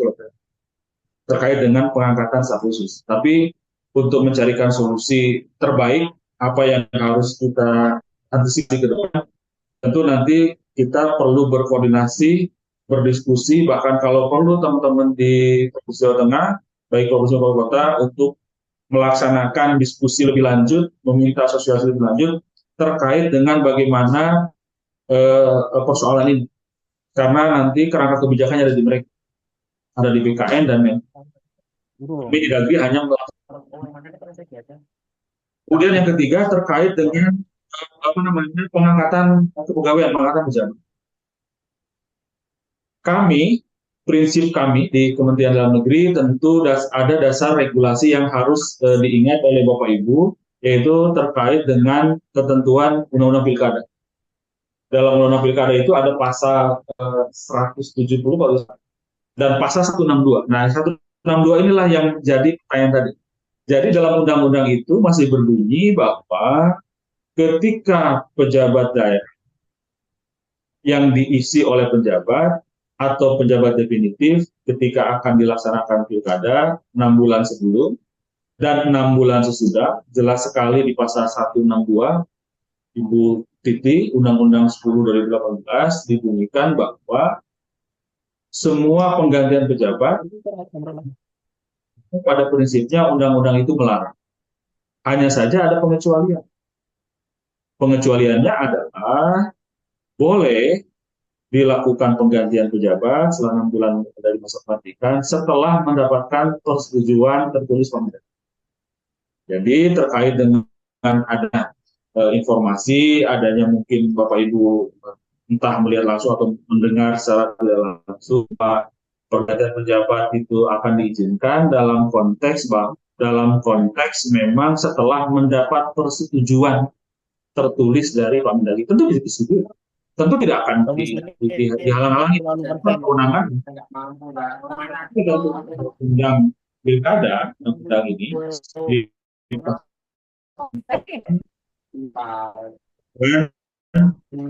bisa dilakukan setelah mendapatkan persetujuan tertulis dari Pak Mendagri. Oleh karena itu, ketika nanti sudah dilakukan pelantikan, masih masuk pada 6 bulan setelah masa pelantikan, itu tetap harus diproses permohonan persetujuan tertulis dari Kementerian Dalam Negeri. Jadi undang-undang itu sangat melarang ketika tidak ada itu. Bukan melarang, memang bunyinya dilarang, tapi boleh dilakukan dan Pak Mendagri tentu akan mengizinkan setelah ada permohonan persetujuan tertulis. Jadi tetap teman-teman nanti di bagian yang menangani kepegawaian, entah itu BKD kalau di provinsi, entah itu BKPSDM namanya atau BKPP namanya, bervariasi sekali di kabupaten kota, tentu tetap harus memproses persetujuan tertulisnya dari Pak Menteri Dalam Negeri sebagaimana halnya 6 bulan sebelum pelaksanaan pilkada. Karena ada ketentuan di pasal 162 Undang-Undang Pilkada. Saya kira itu Bu Titi sementara yang bisa kami respon. Kemudian terkait dengan Pak siapa tadi dari Gus, mohon maaf Pak hari ini bicara langsung, mudah-mudahan kita diskusi walaupun via Zoom gitu. Dengan rencana revisi PP 18 tentu harusnya itu sudah masuk pada periode 5 tahun kemarin Pak.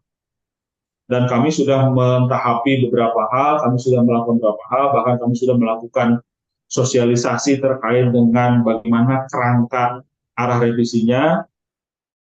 Bahkan dengan teman-teman di Menpan juga sudah kami lakukan beberapa kali pertemuan diskusi, bahkan teman-teman di Menpan sudah menyiapkan draftnya begitu.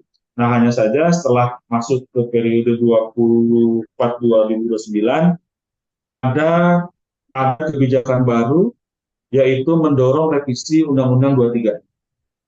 Jadi ketika masuk pada program rencana pemerintahan jangka menengah dan jangka panjang 2024-2029, orientasinya lebih kepada revisi Undang-Undang dulu. Jadi sekarang proses revisi PP 18 tetap berjalan, tetap disiapkan, tetap kami menyusun kerangka arah revisi dan termasuk tadi yang nanti akan kita bahas terkait dengan indikator variabel teknis dan umumnya begitu. Tapi ya, di 5 tahun ke depan atau bahkan 2 tahun pertama ini sampai 2027 begitu, kita akan melakukan diperintahkan untuk menyiapkan kerangka revisi undang-undangnya dulu. Jadi dari mulai undang-undangnya sekarang. Jadi agak lebih mendasar begitu. Kalau dulu kan kita menyiapkan kerangka revisi PP 18. Ternyata ada hal yang lebih substansial, yang lebih mendasar karena lahirnya PP 18 dasarnya Undang-Undang 23 dan kemudian ada kebijakan nasional yang mendorong harus revisi Undang-Undang 23. Makanya kemarin Bapenas menyepakati revisi PP 18 dalam 2 tahun sampai 3 tahun di yang menengah 2024-2029 ini 2029 sorry, itu fokusnya ke revisi undang-undang dulu dengan tetap mentahapi revisi PP 18 tapi tetap undang-undang dulu revisi baru PP 18. Jadi itu dinamika terakhir kalau terkait dengan pertanyaan kapan revisi PP 18. Dan tidak usah khawatir Pak, terkait dengan variabel yang sampai hari ini memang agak bukan memberatkan, pada akhirnya sudah tidak relevan ketika bicara tentang ukuran yang digunakan berdasarkan PP 18. Karena akan berdampak banyak sekali kelembagaan perangkat daerah yang pada akhirnya tidak bisa menaikkan tipologinya. Terakhir hari kemarin kami diskusi juga dengan teman-teman dari kabupaten di Jawa, salah satu mereka terkendala dengan tidak tercapainya angka minimal kenaikan tipologi karena indikatornya tidak mungkin sangat mustahil bisa ditingkatkan lagi, yaitu terkait dengan 2 hal, aspek luas wilayah dan jumlah penduduk. Luas wilayah mungkin bisa ditahapi dengan menambah, memekarkan, atau meminta penambahan wilayah dari kabupaten lain misalkan. Tapi ketika bicara jumlah penduduk dalam waktu singkat kurangnya ratusan penduduk, itu kan juga tidak mudah. Nah, oleh karena itu tentu ini menjadi salah satu dasar yang sangat kuat ketika nanti kita akan melakukan evaluasi revisi terkait dengan dan itu sudah ditahapi dan itu menjadi masuk agenda utama substansi yang memang akan disesuaikan ke depan. Bahkan nanti kalau Bapak Ibu ada teman-teman depan silahkan ditanyakan kerangka pengukuran perangkat daerahnya, kelembagaan pemerintahnya dari sisi yang sudah disiapkan memang tidak ada masalah dan mereka juga sudah punya kerangka dalam itu dan tentu ke depan hal seperti itu akan kita siapkan dalam hasil revisi PP 18. Terkait dengan SKB saya kira clear Pak, jadi tidak ada persoalan karena tadi sudah disampaikan di situ kan tapi dapat membentuk dan karena dapat juga ada kriterianya. Ketika kriteria tidak terpenuhi secara optimal Bapak hanya bisa untuk bidang, saya kira ini clear, tidak ada menjadi persoalan dan jangan dijadikan menjadi seolah kita tidak melaksanakan. Ini sudah kita laksanakan.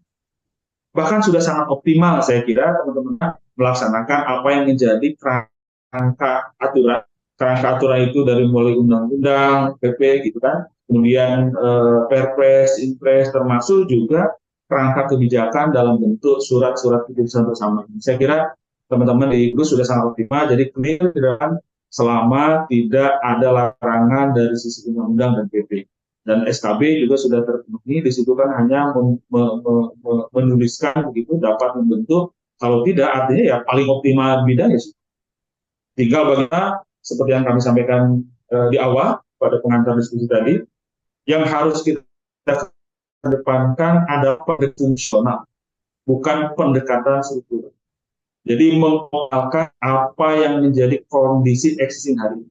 Meningkatkan isinya bukan mengejar kerangka bentuk kelembagaan, tapi bagaimana mengisinya. Bahkan saya mengapresiasi tadi disampaikan oleh Bu Titi melakukan perampingan. Yang terakhir terkait dengan evaluasi PP 18 juga. Tadi saya kira sudah clear Pak ya, banyak kabupaten yang tidak bisa tidak bisa agak kesulitan dalam meningkatkan tipologi, termasuk ketika menggunakan kerangka Permendagri 99, nilainya sudah cukup optimal, sudah cukup bagus begitu, sudah pada level tinggi, tapi ketika menggunakan PP 18 kok seolah-olah. Nah, kami ingin mengingatkan Pak dan teman-teman yang lain juga, mungkin tidak hanya di kampus, jika ada 2 regulasi, yang satu PP, satu Permendagri, kalau ditanya bagaimana kerangka kekuatannya, nah ini teman-teman hukum, teman-teman yang belajar hukum, yang bekerja dan memang melakukan tugas fungsi hukum, saya kira sudah clear. Yang kita gunakan kekuatan hukumnya tentu PP. Tapi bagaimana supaya mensinkronkan hasil implementasinya, tentu kita tidak bisa melihat kerangka PP atau Permendagri. Yang harus kita lihat itu adalah dari sisi bagaimana melaksanakan dari tugas fungsi isinya. Artinya kalau ada ketidaksinkronan, barangkali mungkin belum adanya bagian-bagian dari yang memang belum kita sesuaikan. Katakanlah, setahu kami indikator-indikator yang digunakan di PP 18 tentu menjadi dasar bagi penggunaan Permendagri 99. Secara indikator tidak ada masalah karena Permendagri 99 didasarkan kepada PP 18. Tapi dalam implementasi ada perbedaan yang pasti itu menunjukkan ketika kita penjabaran dari Permendagri 99. Oleh karena itu yang perlu dicek, yang perlu disesuaikan lagi selama ini atau bagaimana pelaksanaan dari indikator yang dijadikan alat ukur Permendagri 19. Jadi penyesuaiannya adalah pada indikator implementasi di Permendagri 19. Jangan-jangan kita salah menetapkan indikatornya atau jangan-jangan ada indikator-indikator yang sebenarnya belum optimal dilaksanakan, hanya kita memberikan penilaian yang lebih terhadap itu. Karena dari sisi penetapan indikatornya itu sudah sangat sinkron, sudah sangat sejalan. Sudah berdasarkan kepada PP 18. Tidak ada kerangka hukum lain yang digunakan mendasari Permendagri 99. Nah, oleh karena itu ketika ada hasil secara kuantitatifnya tidak sinkron dengan hasil kualitatif, berarti kita harus memperbaiki implementasi atau yang diukurnya dengan menggunakan indikator Permendagri 99. Tentu dari sana kita urut supaya nanti ketahuan di mana ketidaksinkronan. Karena tentu kalau yang tidak sinkron itu bukan kepada alat ukurnya, tapi kepada objek dan subjek yang kita ukur. Mungkin sementara itu Pak yang bisa kami respon. Mohon maaf kalau ada yang terlewat. Saya kira kita bisa diskusi lebih lanjut nanti pada kesempatan lain. Dan sekali lagi saya ucapkan terima kasih atas beberapa pertanyaan yang disampaikan. Silakan Bu Moderator. Ya, terima kasih Pak. Sebenarnya kalau kita lihat waktu ini sudah melewati, tapi menurut saya mungkin kita beri satu kesempatan untuk peserta dari OPD. Peserta dari OPD, monggo kira-kira ada dari OPD provinsi?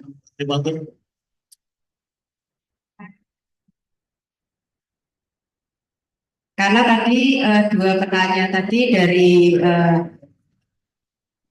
kabupaten kota, apakah ada teman-teman dari provinsi? Karena mungkin kalau mungkin teman-teman provinsi tidak ada yang bertanya, kami mencoba bertanya Pak Salman. Jadi tadi disampaikan oleh Pak Salman bagaimana daerah ini harus menyikapi kebijakan perubahan kebijakan terkait dengan kelembagaan yang ada di pusat. Artinya kita tidak boleh terpengaruh banget gitu kan. Kita tidak harus mengikuti aturan atau kebijakan yang dilaksanakan oleh pemerintah dengan adanya perubahan kelembagaan. Nah, saat ini di pemerintah daerah ini diminta bersama kami di Kabupaten Pemalang, pemerintah daerah baik di provinsi, kita diminta untuk tetap melaksanakan perubahan organisasi, mungkin bisa menambah, mengurangi atau mungkin menggabungkan gitu dari OPD yang ada. Apakah kita bisa tetap melaksanakan itu karena itu kemungkinan memang menjadi kebijakan atau mungkin jadi program prioritasnya kepala daerah terpilih gitu. Jadi mungkin mohon pencerahannya Pak Salman, karena tadi memang sebenarnya tidak ada batasan dan ada larangan ya sebenarnya intinya tadi. Tapi kita diminta untuk menyikapi secara bijak kebijakan-kebijakan tersebut. Jadi kita tidak harus gerusa-gerusu untuk apa namanya mengikuti perubahan yang ada di pusat. Mungkin itu pertanyaan dari kami Pak Salman. Mohon pencerahannya. Mohon izin Bu Ani, Pak Salman Baik Bu, terkait boleh saya luruskan dulu sebelum direspon, Bu Moderator, karena ada hal yang menurut saya agak kurang pas tadi. Pertama, kami ingin menyampaikan, mungkin kalau boleh, mungkin juga koreksi juga. Pertama, ketika bicara kebijakan yang ditetapkan pusat, bukan berarti daerah tidak perlu mengikuti. Jadi yang kami maksud itu adalah cara membaca, cara meresponnya, kita harus melihat jangan dilihat semata-mata dari kacamata pendekatan struktur, tapi fungsional. Pendekatan fungsional artinya apapun yang menjadi kebijakan pusat, tentu itu kewajiban kita harus mengikuti dan melaksanakan. Jadi kalimatnya bukan tidak perlu diikuti atau tidak dilaksanakan, tapi cara membaca, cara meresponnya, kita tidak boleh langsung menggunakan pendekatan struktural, tapi secara fungsional. Katakanlah hari ini misalkan seperti dari pengantar awal, ada penambahan kelembagaan di tingkat pusat.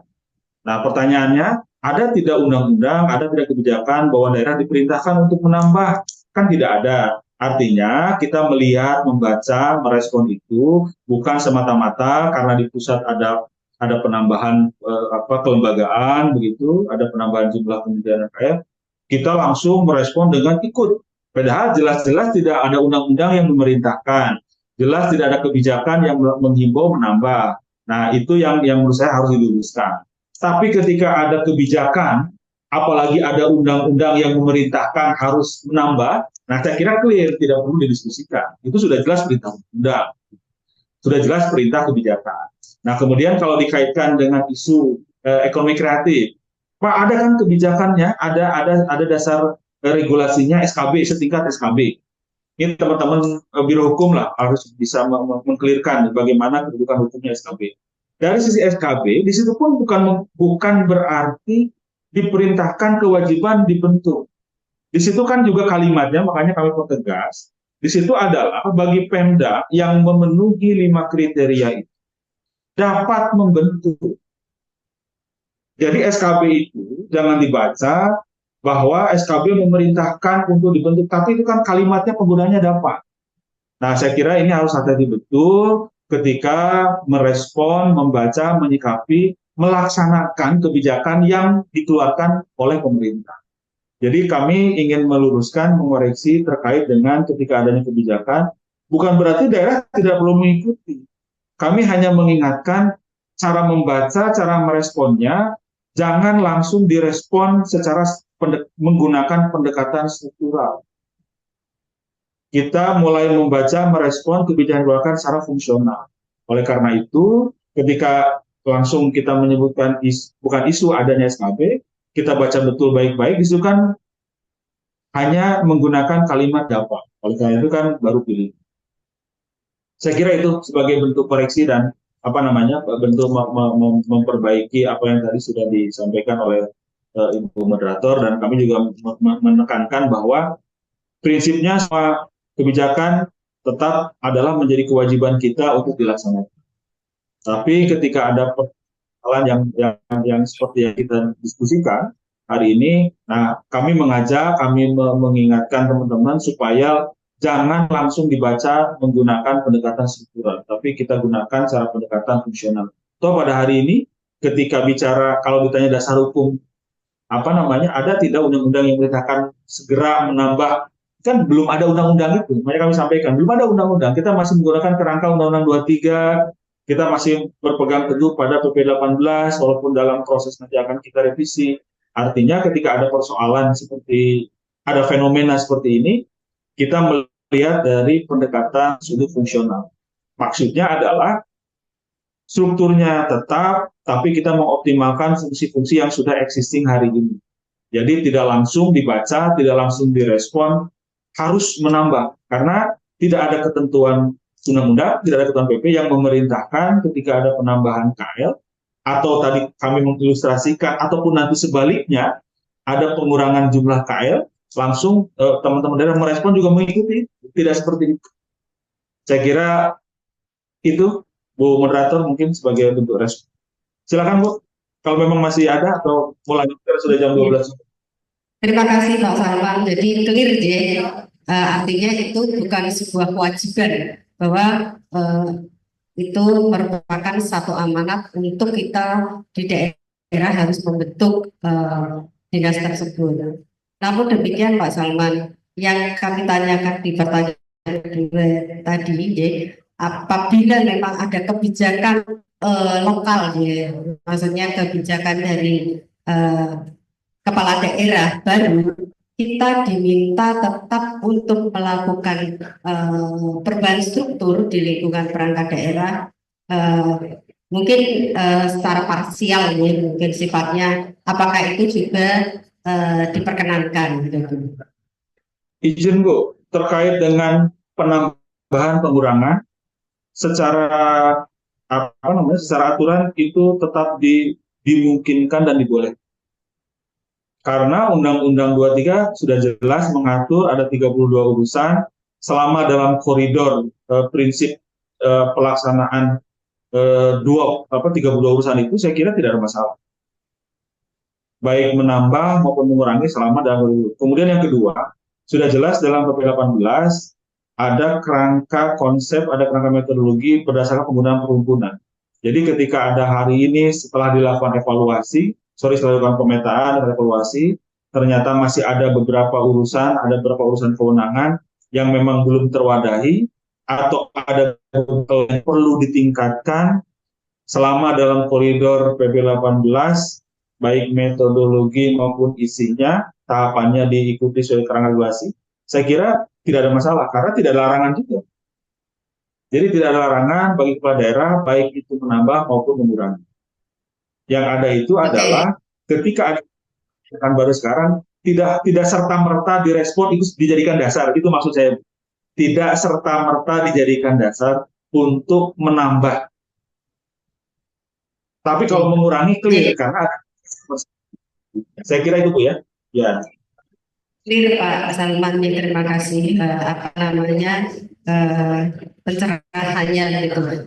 Sebelum kita akhiri, Mohon izin ada dari Kak Titi dari Pemalang mau menanggapi apa yang disampaikan Pak Salman tadi. Waktunya gitu ya, waktunya ya. terkait dengan staf khusus atau staf ahli yang akan ditunjuk oleh Pak Bupati, kami harapkan Mendagri bisa memberikan surat edaran pelarangan hal tersebut, karena kelihatannya tidak hanya di Pemalang, penunjukan staf ahli dan staf khusus itu hampir semua atau beberapa daerah yang akan melakukan hal yang sama. Kalau dari Kemendagri mengeluarkan surat edaran secara resmi, itu menjadi payung bagi kami untuk menyampaikan kepada Pak Bupati, karena memang saat ini kelihatannya mereka sedikit memaksa untuk membentuk staf ahli atau staf khusus tadi. Baik Bu. Baik, ini suatu hal yang menurut saya sangat bagus, karena kami juga kan perlu bahan nanti ketika kami akan mengajak diskusi teman-teman dari BKN dan Pempan terkait dengan posisi staf khusus di Pemda.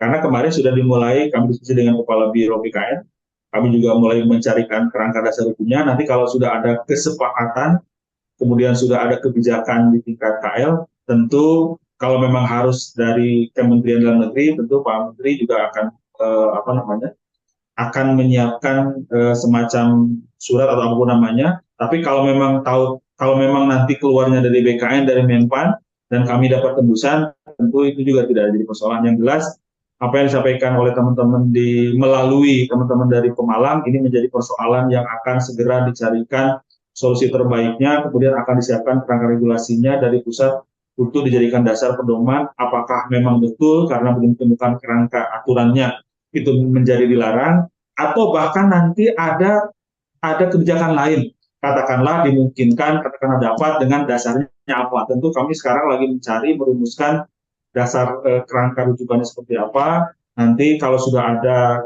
kesepakatan, kalau sudah ada kebijakan pada tingkat kementerian, tentu nanti akan disampaikan, dijadikan dasar pedoman bagi teman-teman di Pemda untuk kepastiannya, apa namanya, boleh atau tidaknya. Kalau tidak sudah jelas berarti titik, tapi kalau boleh nanti tahapannya, mekanismenya, dan lain-lainnya seperti apa. Nah, teman-teman mohon bersabar dulu, tunggu, karena ini menjadi hal yang baru dan memang baru menjadi wacana terkini, sekaligus yang memang menjadi apa namanya, menjadi concern kita di kementerian, dan nanti akan dibahas lebih lanjut dengan teman-teman BKN dan Menpan. Saya kira terima kasih Bu, itu menjadi salah satu bahan yang akan kami segera tindak lanjut. Jadi, terima kasih. Jadi, ini mengingat sudah melebihi dari yang ditetapkan, ya. Mungkin sebelum kita akhiri, ya, kita sampaikan beberapa catatan, ya. Jadi terkait dengan penataan kelembagaan, ya, perangkat daerah, ya. Itu pada prinsipnya daerah ini boleh melakukan, ya. Namun tidak boleh ada pejabat yang dirugikan atau terjadi demosi jabatan seperti itu. Yang kedua, perampingan dilakukan dengan mengoptimalkan ruang lingkup yang ada, di ruang lingkup pemerintahan yang ada gitu. Intinya kita diminta untuk taat kepada regulasi. Kemudian belum ada aturan, ya, mengenai pembentukan kantor perwakilan, ya, di lingkungan kabupaten kota, ya. Kemudian yang ketiga, belum ada aturan khusus, ya, untuk terkait dengan kepala daerah dapat melantik pejabat struktural sebelum 6 bulan, ya, setelah pelantikan, kecuali ada atau setelah mendapatkan persetujuan tertulis dari Kementerian Dalam Negeri, dan ini pun dilaksanakan sebelum pelaksanaan pelantikan, diajukan sebelum pelaksanaan pelantikan. Kemudian terkait dengan kerangka perubahan dari pengganti Undang-Undang 23, ya, dan PP 18 ini, saat ini pemerintah pusat, ya, sedang menyiapkan kerangka perubahan PP 18 dan revisi dari Undang-Undang 23 tahun 2014. Kemudian terkait dengan tipologi tipologi perangkat daerah, ini diatur di dalam kita masih mengacu pada PP 18 tahun 2016. Ya, jadi di sana substansinya di masing-masing variabel inti maupun variabel umum yang ada di PP 18 itu yang tetap dijadikan acuan begitu. Kemudian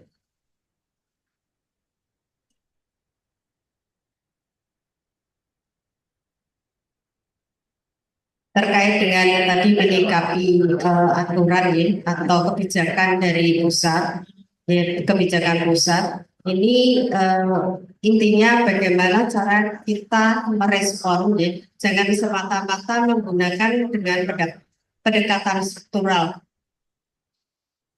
namun kita dapat menggunakan dengan pendekatan fungsional.